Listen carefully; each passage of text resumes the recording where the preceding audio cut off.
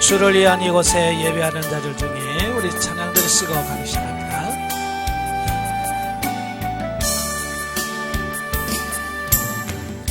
주를 위한 이곳에 예배하는 자들 중에 그가 찾는 이 없어 주님께서 슬퍼하시네. 주님이 찾으시는 그 한 사람 그 예배자, 내가 그 사람 되기 간절히 주께 예배하네. 주 은혜로 이곳에 서 있네.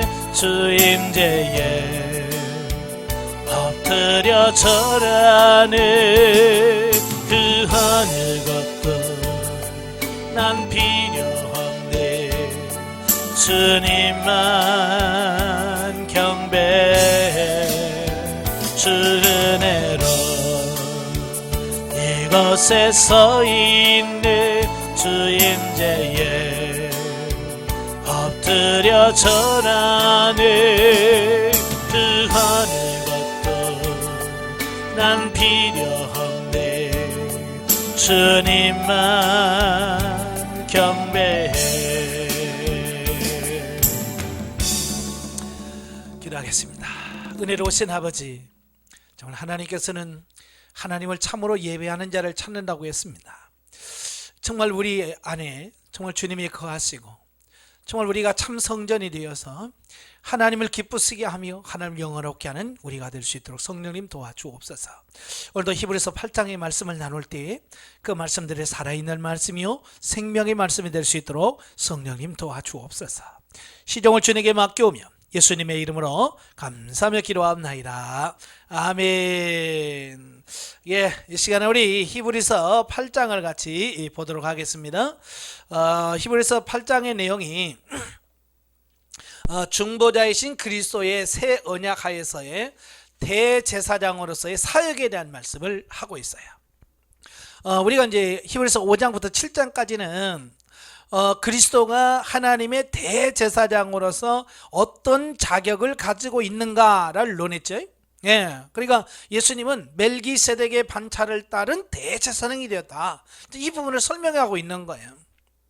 왜냐하면 바로 유대인들이 기독교로 개종했던 유대인들을 유혹하면서 하는 말이, 야, 니네 기독교는 대제사장이 없잖아. 근데 우리는 있다. 그러니까 돌아와라. 다시 유대교로 돌아와야 구원을 얻을 수 있다라는 이런 회유를 받게 되잖아요. 자, 그럴 때 아니다, 우리도 대제사장이 있다. 우리 대제사장은 누구냐? 예수 그리스도다. 자, 그 얘기를 하고 있는 거예요.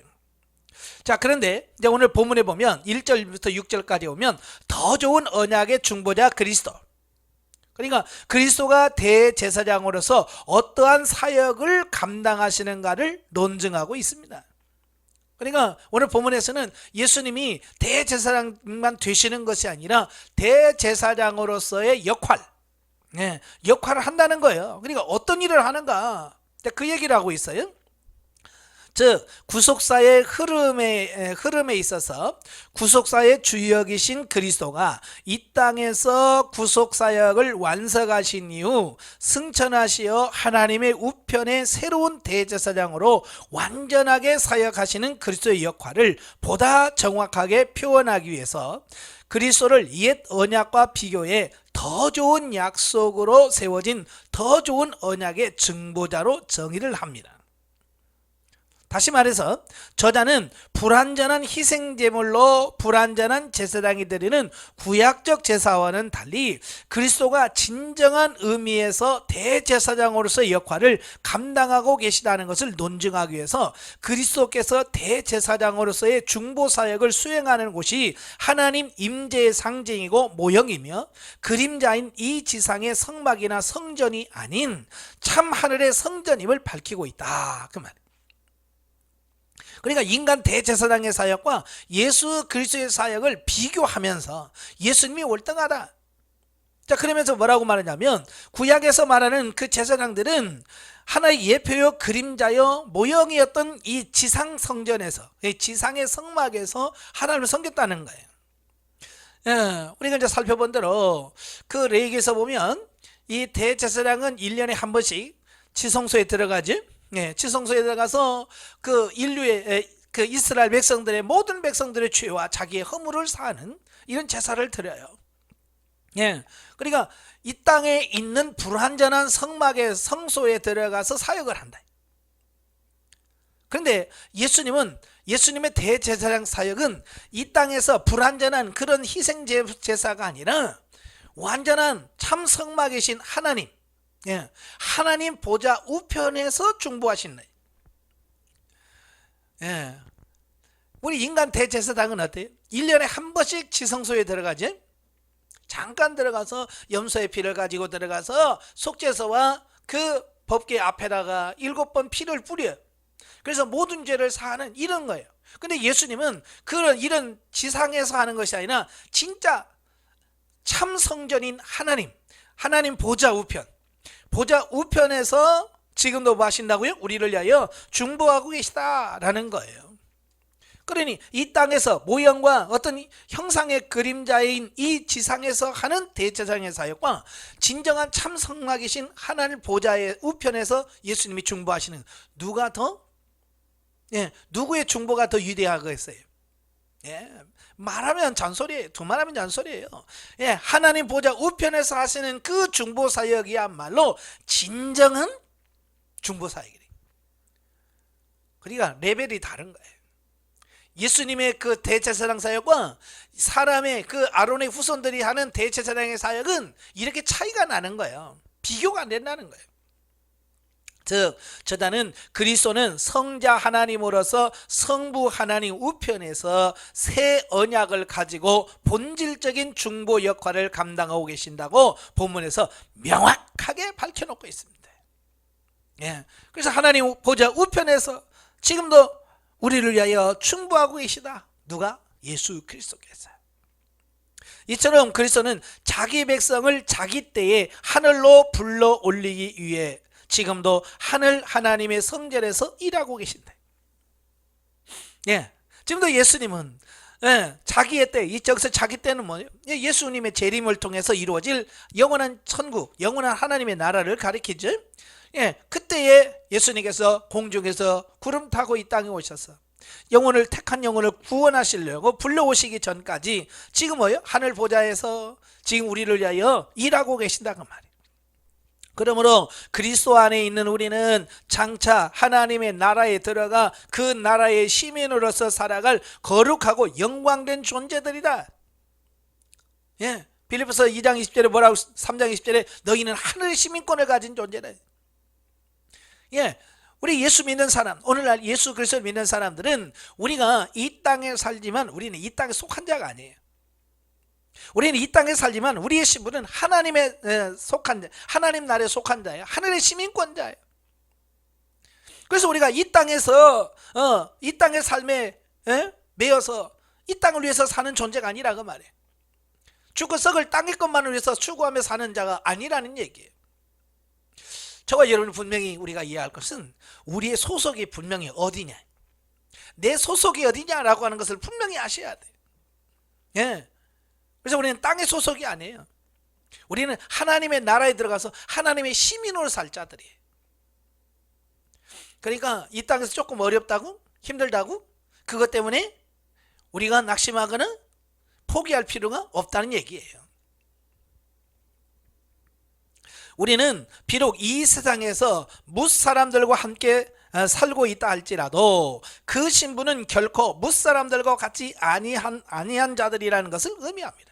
예, 뭇사람이라는 것은 이 땅에 수많은 사람들을 가리키는 거예요. 네? 지금 70억의 인구가 살잖아요, 지구에. 이제 75억이라고 하지만, 예, 이 70억이든 75억이든 중요한 것은 그 많은 사람들의 인구가 살고 있지만 우리의 신분은 그런 사람들과 같지 않다. 신분이 다르다는 거예요.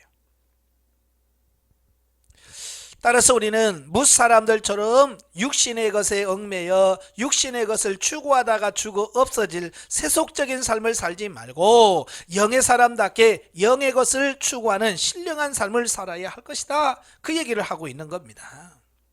예. 많은 그리스도인들이 신앙생활을 한다고 하면서 하나님을 믿고 예수 그리스도를 믿는다고 하면서 이 진리를 몰라요. 이 진리를 모르기 때문에, 그래서 그들은 예수를 믿는다고 하면서 죽고 썩을 이 땅의 것, 세상적인 것, 육신적인 것, 영원하지 않는 것들의 마음과 생각을 다 빼앗겨요. 그래서 그것만 추구하면서 산다 그 말이에요. 이건 얼마나 불쌍한 거예요. 이건 멸망할 짐승들의 삶과 다를 바가 없고, 도리어 우리 하나님의 자녀들이 멸망할 짐승을 부러워하는 것과 같은 거예요. 가끔 보면 그래요. 더운 여름날에 열심히 일하고 오다 보면 이 집에 강아지들 있잖아요. 시원한 그물에서 배 깔고 쉬는 모습 보면 야, 저 개팔자가 상팔자다 뭐 그런 말 하잖아요. 그러나 그 개는 아무리 편하고 뭘 해도 영원한 삶이 주어지질 않아요. 하나님을 믿지 않은 사람들이 아무리 세상에서 출세하고 성공하고 잘 먹고 잘 산다고 할지라도 그들은 멸망한 짐승과 다를 바가 없어요. 그들에게 소망이 없어요. 그러니까 그들을 부러워할 필요가 없더라고 말이에요. 그래서 우리는 소속이 다르다고 그랬잖아요. 우리는 하늘에 속한 자이기 때문에 하늘의 것을 준비하고 하늘의 것을 사모하면서 사는 우리가 되어야 된다. 땅의 것, 세상의 것 부러워하지 않기를 바랍니다. 두 번째 단락은 이제 7절부터 13절까지 보면 온전한 새 언약의 우월성에 대한 말씀을 합니다. 자, 언약에는 옛 언약이 있고 새 언약이 있습니다. 옛 언약이라고 하는 것은 이스라엘 백성들이 시내산에서 모세를 통해서 하나님과 맺은 언약을 옛 언약이라고 그러고 보통 그걸 율법이라고 우리가 보통 말하죠. 새 언약은 뭐냐? 새 언약은 예수 그리스도와 성령을 통해서 맺어진 언약을 새 언약이라고 그래요. 자, 앞단락에서 하나님의 참 장막에서 이루어지는 대제사장으로서의 그리스도의 사역이 불완전한 율법에 의해 세워진 구약 제사장의 사역과는 비교할 수 없는 완전한 중보 사역이라고 말한 저자는 본 단락에서는 예레미야 31장 31절 34절의 말씀을 인용하면서 그리스도께서 중보의 근거로 삼고 있는 새 언약이 폐기된 옛 언약과 비교하여 어떻게 우월한가를 논증하고 있다 그 말이에요. 그러니까 옛 언약과 새 언약이 얼마나 차이가 있느냐, 그걸 말씀해 주고 있어요. 그러니까 새 언약이 필요한 이유는 뭐냐? 옛 언약, 그러니까 모세와 함께 시내산에서 세운 그 율법은 불완전하다는 거예요. 불완전해요. 그래서 그 불완전한 율법으로는 언약으로는 우리가 완벽한 구원에 이를 수가 없는 거예요. 또한 그 불완전한 언약마저도 이스라엘 백성들이 지켰어요? 못 지켰어요? 못 지켰죠. 지키지 못했어요. 그래서 그 언약이 불완전할 뿐만 아니라 이미 이스라엘 백성들의 불순종으로 말미암아 파기됐단 말이에요. 파기됐다는 계약의 의미가 없다는 얘기예요. 더더욱 그 율법은 구원에 이를 수 없다는 얘기예요. 불완전한 데다가 이미 이스라엘 백성들의 불순종으로 파기되었기 때문에 그런 거예요. 그래서 그 옛 언약으로는 구원을 받을 수 없기 때문에 하나님께서는 그들에게 새 언약을 허락하시겠다라고 말씀하신다는 거예요. 즉 저자는 구약의 제사장이 사역의 근거로 삼는 옛 언약인 율법보다 하나님의 완전하신 대제사장이신 그리스도가 사역의 근거로 삼은 새 언약 복음이 우월하다는 것을 증명함으로써 구약의 제사장의 사역보다 그리스도의 사역이 탁월하다고 하는 것을 본문에서 증명하고자 한다는 거예요. 자, 우리도 그러잖아요. 계약을 맺을 때 옛 언약보다 새 언약이 보다 구체적이고 보다 나은 언약이 새 언약이겠죠. 당연히 그렇습니다. 자, 우리가 어떤 보험 계약을 할 때도 그래요. 가끔 저도 이제 보험 계약을 갱신하라고 하는 어떤 이제 그런 문자들이 오고요. 예, 새롭게 바꿔주는 좋은 계약이 있다고 계약을 바꿀 생각 없냐고 이런 연락이 많이 오거든요. 자, 그럴 때 이런 거예요. 내가 이전에 맺었던 그 보험과 새로 바꾸려고 하는 보험과 비교해서 나쁘면 갱신해요, 안 해요? 안 해요. 예전에 맺은 보험보다도 내가 뭔가 유리하고 뭔가 좋은 것이 있을 때 옛 계약을 파기하고 새로 하는 거예요. 예, 그죠? 나쁜 쪽으로 전혀 계약이 새롭게 나쁜 쪽으로 하지 않아요. 계약자의 입장에서는 항상 좋은 쪽으로 선택을 하게 되어지는 거예요. 예를 들어서 뭐 실비보험을 든다고 했을 때 예전에는 100%다 보장을 해줬잖아요. 그죠? 실비보험인데 100% 보장이 됐는데 그러다 보니까 너무 보험사에서 손해가 많다. 그래서 이제 90%까지 내려갔다가 지금 80%까지 내려가잖아요.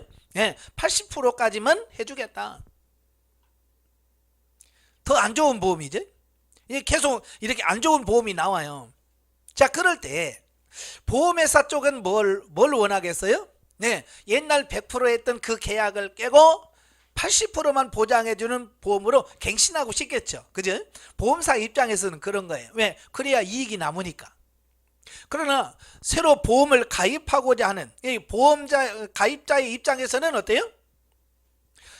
더 좋은 것이 있을 때는 바꾸지만 예전에 맺은 언약 보험보다 더 나쁜 것은 안 해요. 나 싫습니다.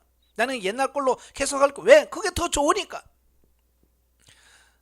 계약이라고 해서 항상 더 좋은 것을 가지고 계약을 하는 거예요.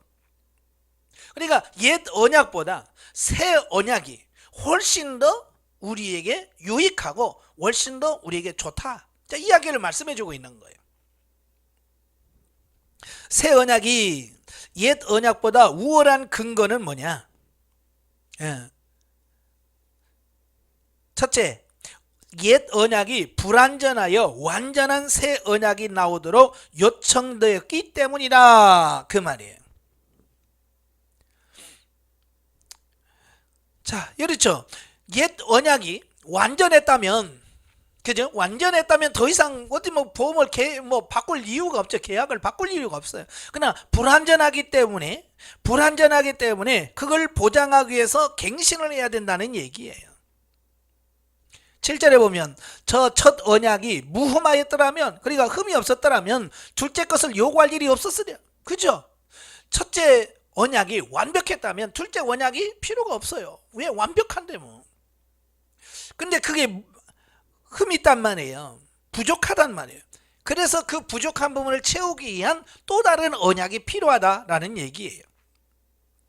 예, 둘째는 옛 언약은 지워지거나 없어질 수 있는 돌판에 새겨 주었으나 새 언약은 지울 수도 없어질 수도 없는 마음의 비에 새겨지기 때문이다. 자, 이제 차이를 말씀해 주고 있어요. 우리가 잘 아는 것처럼 첫 번째 율법은 시내산에서 모세에게 하나님께서 돌판에다 새겨 주셨죠. 하나님이 친히 돌판에다 새겨서 주셨어요.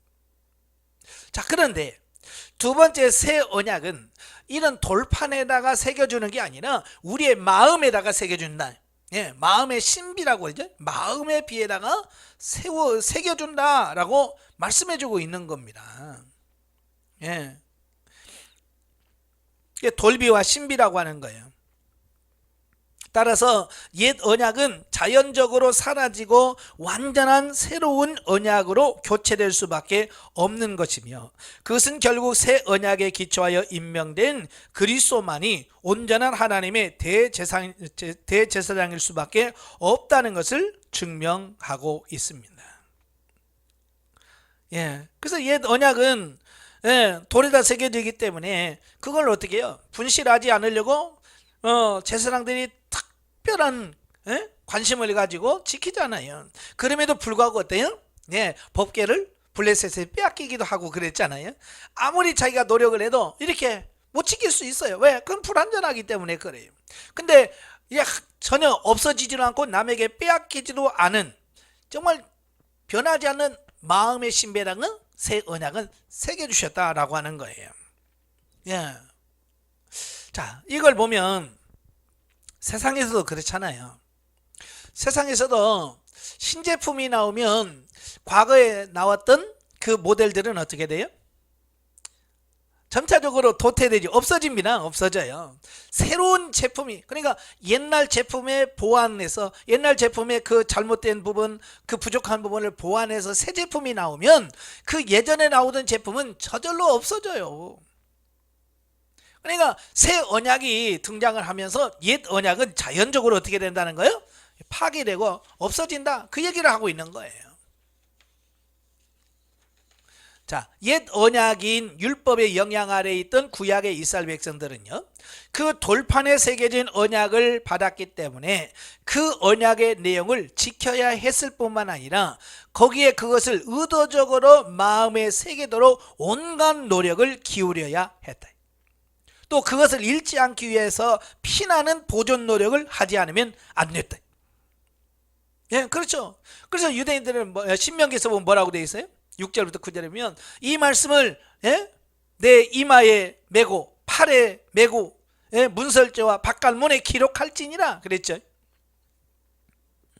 왜냐하면 이 돌 위에 새겨주고 그렇기 때문에 그걸 잊어버릴 수 있단 말이에요. 그래서 그것을 이마에 경문이라고 그러죠. 그래서 가죽 지갑을 해서 이 이마에다가 찹니다. 또 팔에다가 이렇게 매죠. 왜? 안 잊어버리려고, 그걸 지키려고 그렇게 노력을 해요. 또한 그것을 잃어버리지 않게 피나는 노력을 합니다.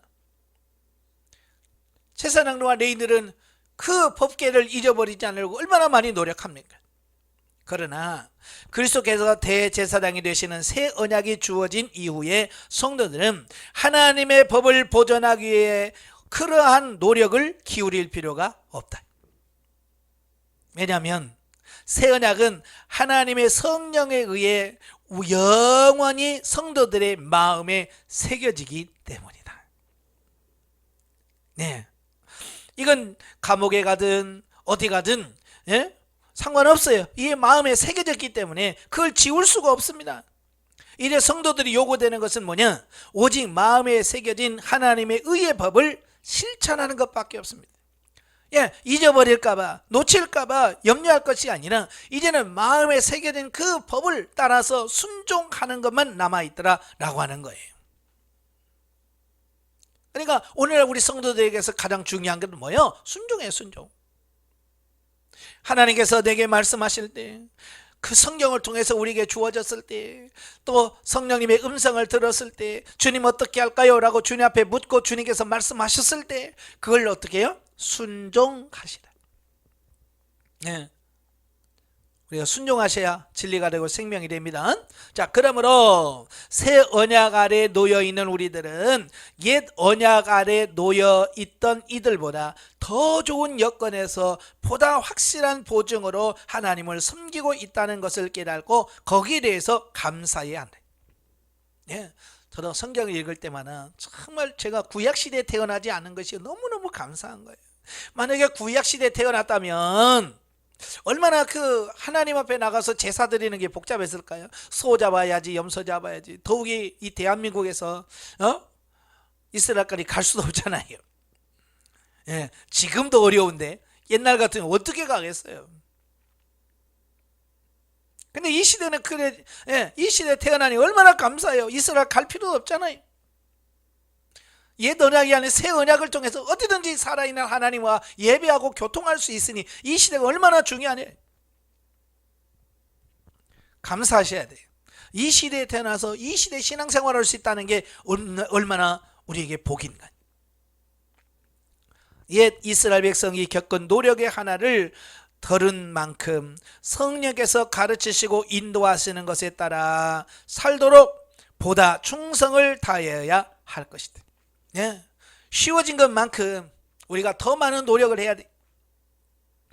더 하나님의 말씀대로 성령의 지도 인도받아서 순종하려고 힘쓰고 애쓰는 그런 과정들이 우리에게 더 필요하더라라는 사실이에요. 예수님께서 뭐라고 말씀합니까? 마태복음 5장 20절에 너희의 의가 서기관과 바리새인들보다 더 낫지 못하면 결코 천국에 들어가지 못하리라.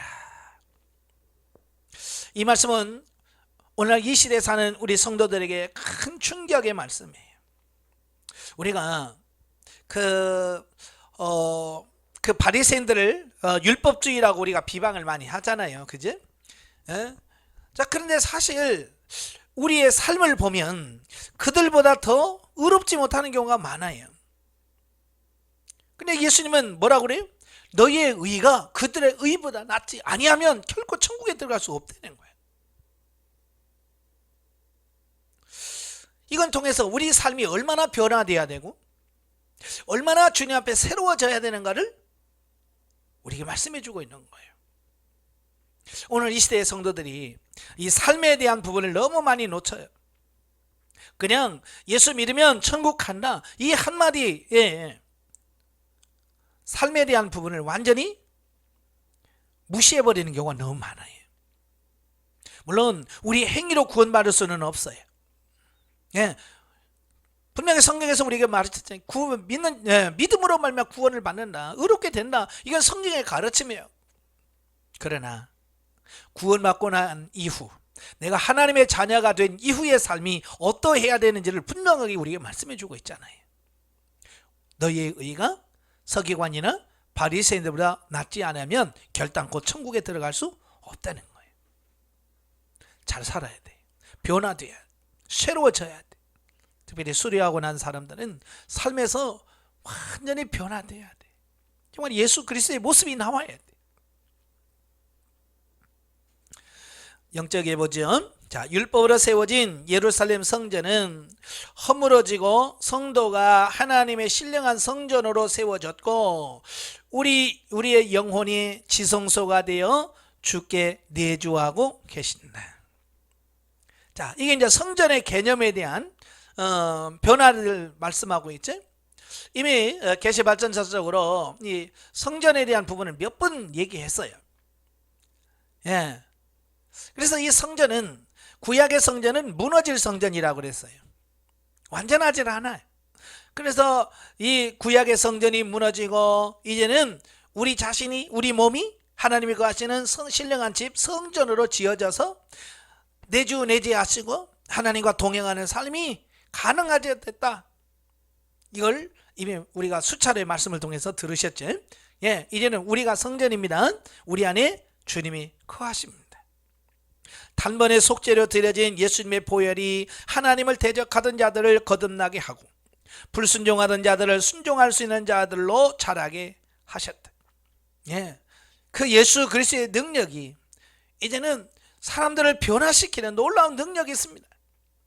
그 보혈로서 우리는 영원한 생명 얻는 구원을 받았고 이 땅에서 온전히 거룩함에 이를 수 있도록 모든 자격이 준비되었다. 이 모든 것이 예수 그리스도를 통해서 완벽하게 이루어졌어요. 성취되었어요. 누구든지 예수 그리스도만 믿으면 천국에 들어갈 수 있는 모든 준비가 다 되어 있습니다. 우리가 하나님 앞에 어떤 삶을 살 것이냐, 이제 우리가 남겨진 숙제는 그거예요. 내가 천국 가느냐 못 가느냐가 아니에요. 내가 천국 가느냐 지옥 가느냐 이걸 논하는 시기는 우리는 이미 지났어요. 우리는 그걸 논하는 수준이 아니에요. 우리는 뭐요? 하나님 앞에 갔을 때 우리의 삶이 어떠냐, 하나님께서 인정하는 삶을 살게 될 거냐, 아니면 주님으로부터 부끄러운 구원을 받을 거냐. 자, 이 차이예요. 우리가 기왕 구원 받는다면 부끄러운 구원을 받는 자가 아니라 영광스러운 구원을 받아야 되지 않을까. 그걸 말씀해 주고 있습니다. 자, 마지막으로 우리 성경 계시 발전서적 이해를 보도록 하죠.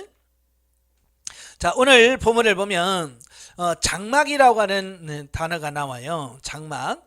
2절에 보면 성소와 참 장막에서 섬기는 이라, 이 장막은 주께서 세우신 것이요 그랬죠. 이 장막에 대한 말씀을 합니다. 이 장막은 여러 관점에서 볼 수 있어요. 성전의 개념으로 볼 수도 있고요, 다른 관점으로 볼 수 있는데요, 이미 성전으로는 많이 살펴봤어요.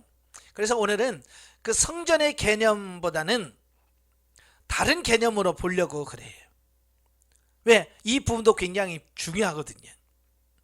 자, 장막이라고 하는 데는 우리 국어사전에 보니까 한 대에서 볕이나 비를 피하여 들어갈 수 있도록 둘러친 막.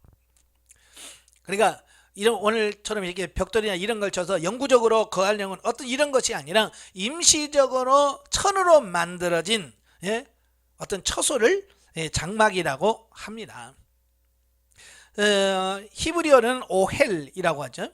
히브리어는 오헬이라고 하고 헬라어로는 스케네라고 합니다. 그래서 주로 이 염소 털로 짠 질기고 검은 천으로 만든 일시적인 거처입니다. 그래서 주로 고대부터 아라비아 사람들, 또 수리아, 또 북아프리카 사막의 유목 아랍인들, 특별히 이제 베두인이라고 하죠. 이 베두인들이 이 천막에서 거합니다. 자, 이들이 이 천막에서 거할 수 있는 이유는 뭐냐면 이들은 비가 거의 내리지 않는 지역에서 사는 사람들이에요. 그러니까 장막에 살아도 충분히 거할 수 있는 사람들이에요. 우리 같은 나라에는 여름에 장마철 같은데 엄청 비가 오죠. 그러니까 이런 기후에서는 이 장막이 어울리지 않아요. 왜냐하면 비가 많이 오고 그러면 그걸 다 비를 막을 수가 없습니다. 그러나 이 광야같이 1년에 비가 거의 내리지 않는 그 지역에서는 이 천막만 치고도 얼마든지 살 수 있다. 지금도 광야에 가면 이 베두인들이 그 염소나 양을 치잖아요. 그들은 지금도 이동 천막을 치는데 바로 염소털로 짠 이런 배로 그 천막을 만들어서 살고 있습니다.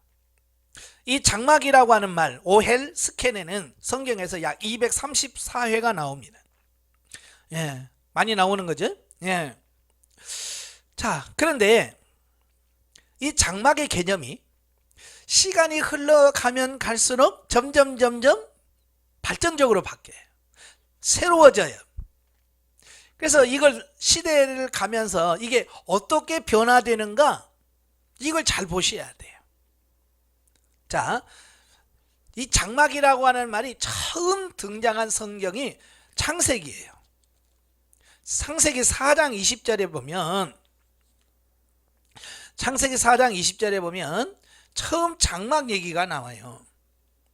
거기 보면 야다는 야발을 낳았으니 그는 장막에 거주하며 가축을 치는 자의 조상이 되었고, 이 가인의 후손들이 그 목축업을 하기 위해서 이제 목축업을 하다 보면 이동을 자주 하잖아요. 그죠? 이동을 자주 해요. 이동하려고 하다 보니까 이런 집을 지어 가지고는 움직일 수가 없죠. 그래서 이동하기 편하게 이동식 집을 짓는데 그게 뭐예요? 장막이라고 하는 거예요. 참 이걸 보면 그 진화론과 많이 비교가 되죠. 진화론의 주장에 하면 우리 사람들은요, 인류 초기에는요 굉장히 미개한 삶을 살았다라고 하죠. 왜냐하면 원숭이에서부터 진화하면서 불 사용 같은 거, 도구 사용이라든지 이런 것들을 아주 미개하게 얘기를 해요. 근데 성경은요 그렇지 않아요. 우리 인간은 창조 지을 때부터 대단한 지능을 갖고 있었고요, 대단한 기술을 다 가지고 있습니다. 아담은 이 세상에 있는 모든 짐승의 이름을 다 지어줄 만큼 똑똑한 사람이었고요. 벌써 불로 하나님께 번제를 드리고 제사를 드릴 수 있는 그 단계까지 가요. 창세기부터 보면 그만큼 진화론이 이 성경에서 얼마나 멀어져 있는지를 아시겠죠. 그러니까 우리가 진화론에 물들어 있는 사람들은 우리 인간을 굉장히 미개한 어떤 그런 존재로 인식을 해요.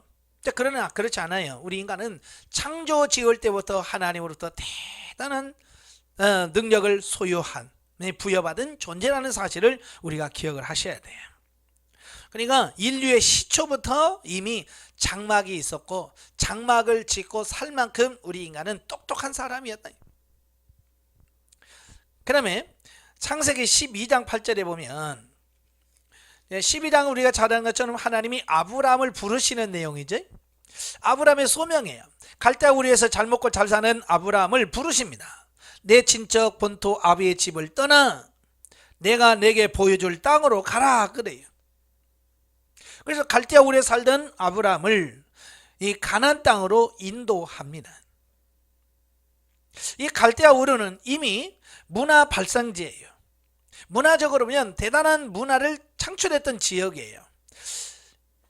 그러던 아브라함을 이 가나안 땅으로 인도를 합니다. 가나안 땅으로 왔을 때 아브라함이 처음에 와서 가나안 땅에 어떻게 머물렀느냐, 8절에 보면 거기 베델 동쪽 산으로 옮겨 장막을 치니 서쪽은 베델이요 동쪽은 하이라. 그가 그곳에서 여호와께 제단을 쌓고 여호와의 이름을 부르더니 그랬죠. 그 아브라함이 이 가나안 땅에 들어와서 뭐 했어요? 장막을 지었어요. 장막을 쳤단 말이에요. 그러니까 믿음의 조상인 아브라함이 가나안 땅에 왔을 때 최초로 장막을 치고 장막 안에서 삶을 살았다. 왜냐하면 아까도 말한 것처럼 유목민들은요 늘 옮겨 다녀야 돼요. 풀을 짐승들을 키우다 보니까 짐승에는 풀이 필요하죠.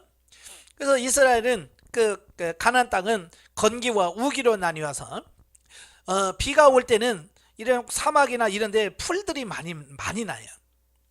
그래서 그곳에 가서 염소나 양을 키울 수 있지만 이제 우기철이 지나고 건기철이 되면 거의 메마른 땅이라서 이 풀들이 거의 없어요. 그럴 때는 그 북쪽 풀이 많은 지역으로 이동을 합니다. 그래서 북쪽으로 이동을 해서 거기서 양을 기르다가 다시 우기가 오고 풀이 많이 생기면 또 밑으로 내려와서 이런 움직이는 생활을 계속 풀을 따라서 이동하는 이런 생활을 해요.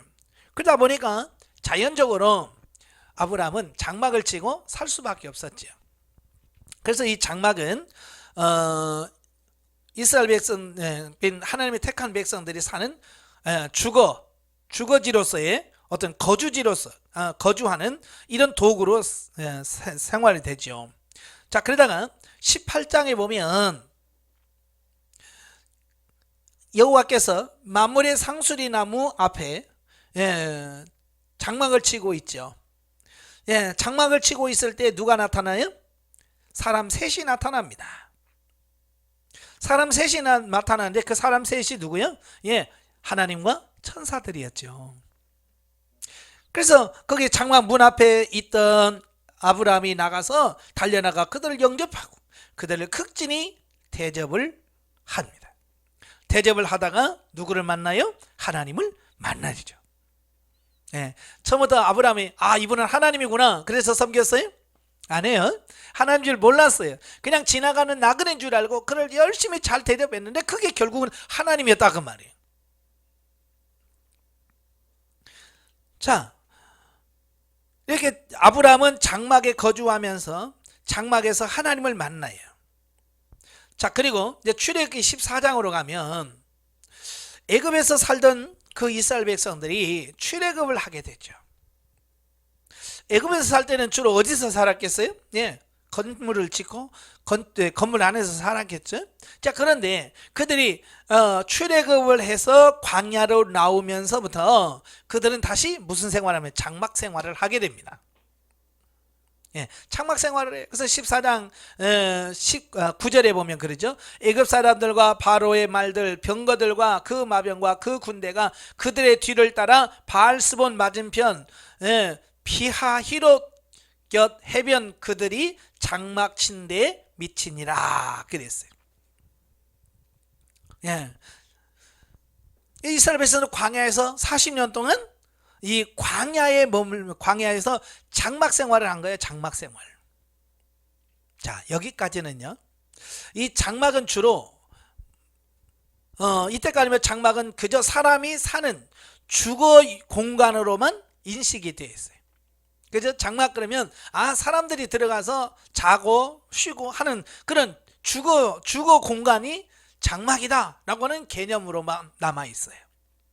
자, 그런데요, 출애굽기 25장을 가면요, 하나님께서 시내산에서 모세를 부르시고요, 그 모세에게 명령합니다. 뭘 말하냐면 나를 위한 성소를 지어라. 네, 거룩하게 말하면 성소지만 하나의 장막입니다. 이제 구별되었기 때문에 성소라고 하죠. 이 장막은 사람들이 사는 것 같은 그런 천막으로 천 같은 거 이런 걸로 만든 집을 말하면 임시 거주지. 자, 여기서 우리가 중요한 것이 뭐냐? 자, 출애굽기 25장 8절에 보면 그래요.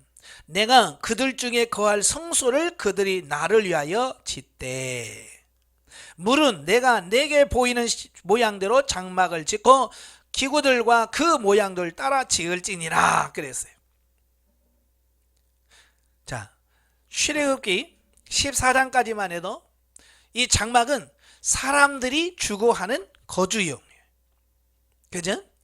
그런데 이 출애굽기 25장부터는 이제 사람이 거주하지만 특별히 또 누가 거주해요? 예, 하나님이 거할 장소로서 사용되어지는 걸 봐요. 그러니까 주거용, 사람의 거하는 용도에서 이제 하나님이 거하시는 용도. 예, 8절에 분명히 나오죠. 내가 그들 중에 거할 성소를 그들이 나를 위하여 만들라 그랬잖아요. 이제 하나님이 머무는 장소로서의 장막. 그래서 거룩할 성자.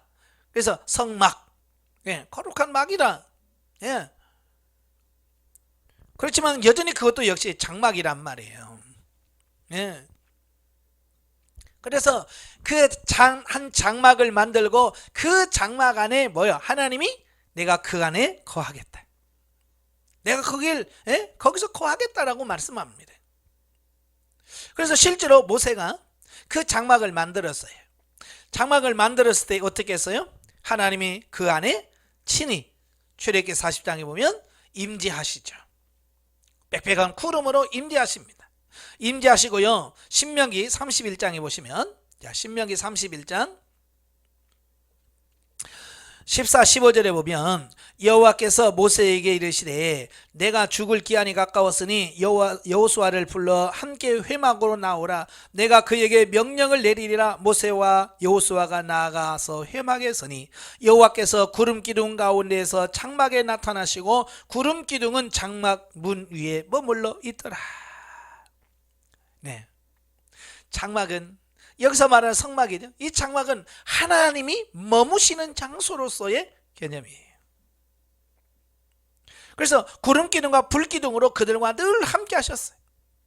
그들과 동행하셨어요.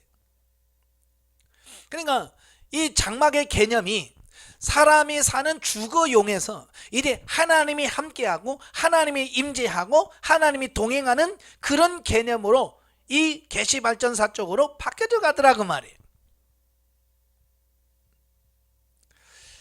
자, 이게 나중에 이제 성전의 개념으로 바뀌어지는데요. 이제 성전의 개념 이미 살펴보았기 때문에 이 성전의 개념으로 보지 않고요. 여기서는 우리 사람의 육체 중심으로 보려고 그래요. 왜냐하면 신약 시대에 넘어오면서요, 이 개념이 완전히 바뀌어버려요. 자, 특별히 자, 고린도후서 5장 1절부터 보시면 사도 바울이 뭐라고 말하냐면 만일 땅에 있는 우리의 장막집이 무너지면 하나님께서 지으신 집 곧 손으로 지은 것이 아니요 하늘에 있는 영원한 집이 우리에게 있는 줄 아느니라. 또 4절에 보면 참으로 이 장막에 있는 우리가 짐진 것 같이 탄식하는 것은 벗고자 함이 아니요 오히려 덧입고자 함이니 죽을 것이 생명의 삼킴바 되게 하려 함이라 그래. 자, 구약에서 분명히 사람이 거주하는 장막, 또 하나님이 임재하시는 성막, 이런 개념을 말했는데 이 신약시대에 탁 뛰어넘어오면서부터 이 장막은 이게 뭐 사람이 거주하는 어떤 천막이나 이런 개념이 아닌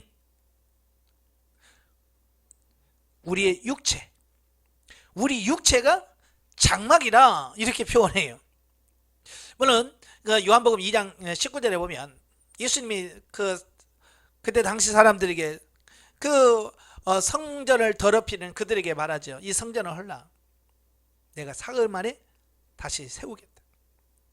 거기서 예수님 말씀하신 것은 자기 육체를 가리켜 말씀하심이라 그랬죠. 예수님이 이미 자기 육체를 가리켜서 성전이라고 그랬어요. 그 개념이 사도 바울에 의해서 이제 우리에게 전해지면서 이제 우리 몸이 뭐냐? 장막이다. 우리 몸이 장막이에요. 그래서 장막집이 무너지면 그게 뭐 육체 죽음을 의미하는 거예요.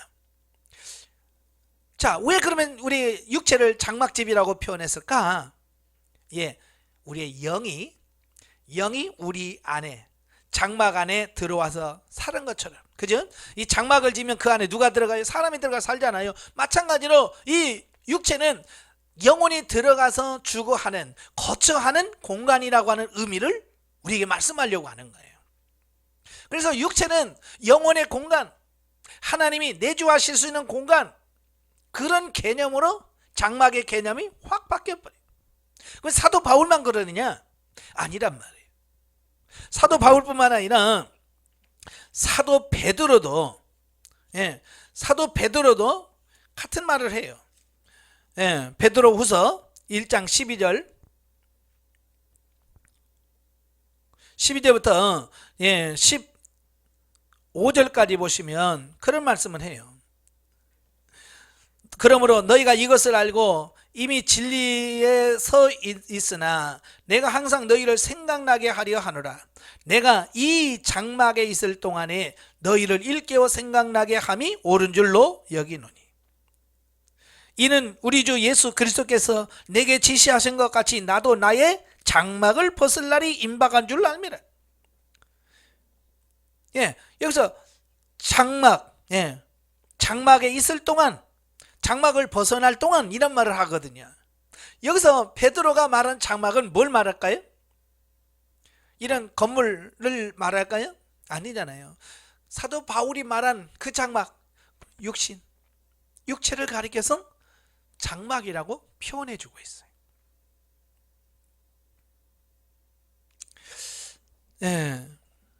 그래서 이 장막은 이제 신약시대에 넘어오면서 개념이 완전히 바뀌어지죠. 우리 영이 머무는 장소, 삼위 하나님이 내 안에 머무시는 장소로서 이 육체가 장막이 되어지는 거예요. 그래서 고린도전서 3장 16절, 6장 19절에 너희 몸이 하나님이 거하시는 성전인 줄 알지 못하느냐. 하나님이 영이 거하시는 성전이라. 우리 몸을 가리켜서 성전이라. 왜? 하나님이 내 안에 머무르시기 때문에 그렇다. 자, 이렇게 이 육체가 하나님이 거하시는, 하나님이 머무시는, 우리의 영이 머무는 장막집이다. 자, 이걸 말씀해 주고 있어요. 그러면서 자, 오늘 보면 8장 2절에 보면 이런 말씀이 있어요. 성소와 참 장막에서 섬기는 이시라. 이 장막은 주께서 세우신 것이요 사람이 세운 것이 아니니라. 이런 모든 장막의 개념이 이제 우리 육체에서 끝나는 게 아니라 참 장막이 있다는 거예요. 참 장막. 이 세상에 있는 성소나 이게 장막이 아니고 주께서 세우신 그 장막이 있다는 거예요.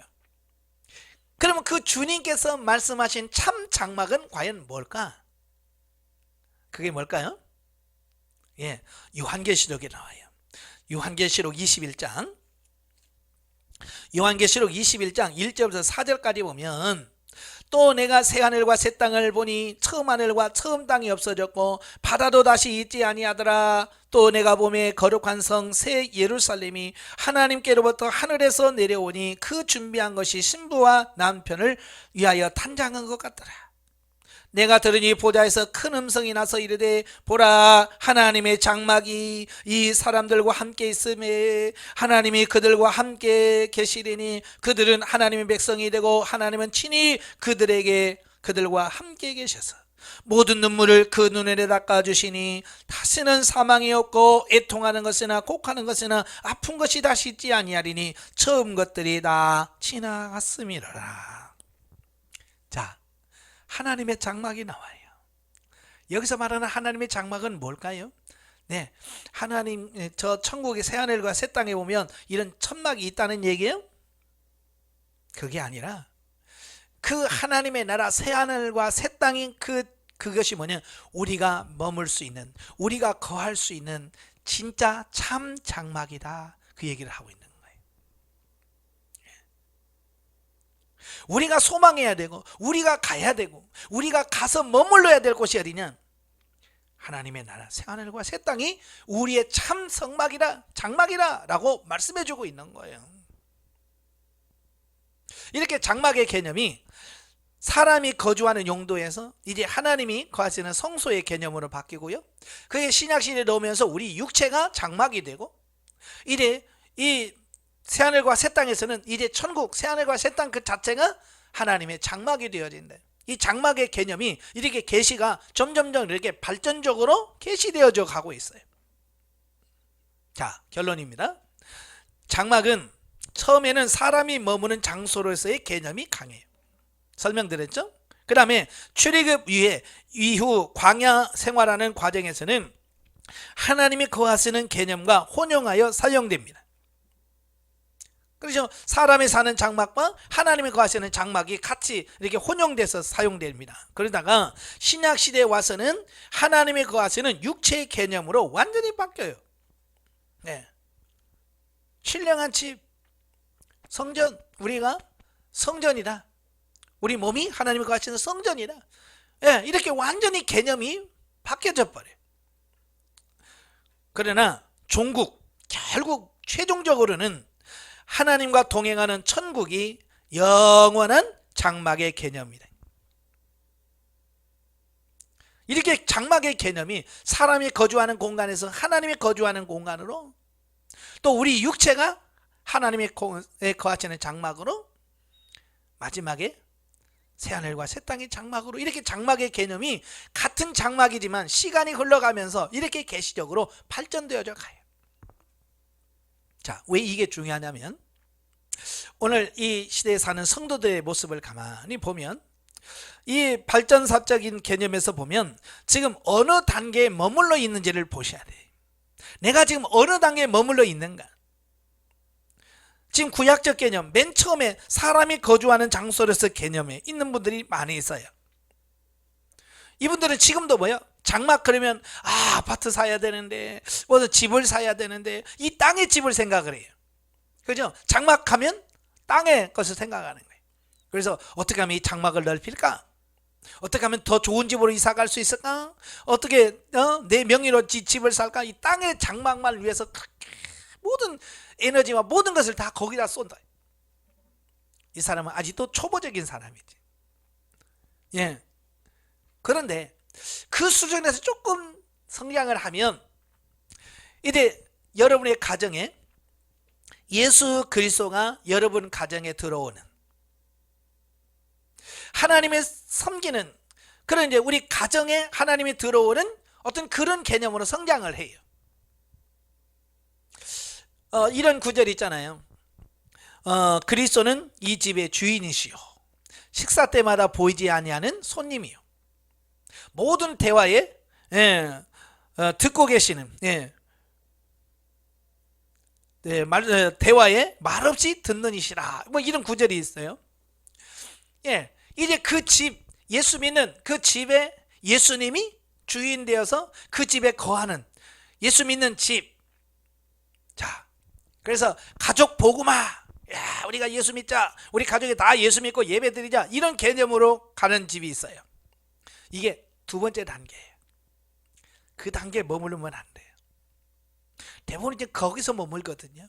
세 번째 단계로 넘어가야 돼요. 신약 단계가 뭐예요? 신약 단계는 내가 하나님의 성전이 되어서 하나님이 내 안에 거처할 수 있는, 내가 신령한 집으로 세워지는 것이 세 번째 단계예요. 오늘 이 영성훈련이 바로 이 단계잖아요. 우리가 신령한 집으로 세워지고 삼위 하나님이 나를 거처 삼아 내 안에 머물러서 내 안에 계신 하나님과 동행하면서 사는 이 삶이 지금 영성훈련에서 훈련을 통해서 이루고자 하는 어떤 그런 수준이라고 말해요. 어때요? 지금 여러분 그런 삶이 되고 있어요? 그런데요, 중요한 것은 그게 끝이 아니라는 거예요. 진짜 장막은 이 땅에서 이루어지는 게 아니에요. 영원한 하나님의 나라, 새하늘과 새 땅이 진정한 장막이라는 얘기예요. 그러면 오늘 저와 여러분이 내가 신령한 집으로 건축이 되어서 하나님과 동행하는 삶이 되었다고 한다면, 이제 이 눈에 보이는 이 세상을 위해서 사는 삶이 아니라 그 하나님의 거하실 장막 영원한 새하늘과 새 땅을 위하여 사는 삶으로 바뀌어져 가야 돼. 그래서 세속재물로 친구를 사귀라. 이건 뭐예요? 우리가 이 땅에 있는 재물을 가지고 저 영원한 하나님의 나라 천국을 예비하면서 준비하고 그 나라의 삶을 준비하는 삶이 되어야 된다.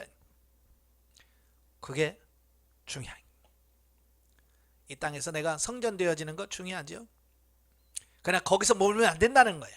이제 영원한 장막이 있는 그곳을 위해서 준비하는 삶이 우리에게 되어야 된다는 것을 우리에게 말씀해 주고 있습니다. 자, 오늘 이 장막의 개념을 잘 기억하시면서요, 내가 지금 어느 단계에 머물러 있는지 우리 자신을 점검해 보셔야 돼. 지금 시대가 어느 시대인지를 정확하게 아시고 그 시대에 걸맞는 삶으로 우리가 바뀌어져 가야 돼. 이 땅의 장막을 위해서 사는 존재가 아니라 영원한 하나님의 장막을 위해서 사는 저와 여러분이 되시기를 주님으로 축원합니다. 기도하겠습니다. 은혜로우신 아버지, 오늘도 귀한 말씀을 들었습니다. 많은 사람들은 아직도 세상에서 눈에 보여지고 들어갈 수 있는 어떤 거처가 장막인 줄 알고 삽니다. 그래서 장막을 위하여 모든 노력을 기울입니다. 그러나 그 장막은 죽고 썩을 것이고 영원하지 않다라고 분명히 말씀하고 있습니다. 정말로 그 장막에 예수 그리스도가 들어와 정말 주님의 가정의 주인 되는 삶으로 바뀌어지게 하시고, 이제는 우리 육체가 하나님의 거하시는 장막이 되어 주님이 내 안에 들어오셔서 주님과 동행하는 삶이 나의 삶 속에서 이루어지게 하시고, 거기서 머무는 것이 아니라 영원한 천국 새하늘과 새 땅을 소망하면서 그 날을 준비해가는 참 장막을 준비해가는 우리의 삶이 될 수 있도록 성령님 도와주옵소서. 죽어 썩을 땅을 위해서 사는 존재가 되지 않게 하시고 영원한 하나님의 나라를 준비해가는 우리가 될 수 있도록 성령님 도와주옵소서. 예수님의 이름으로 감사하며 기도합나이다. 아멘.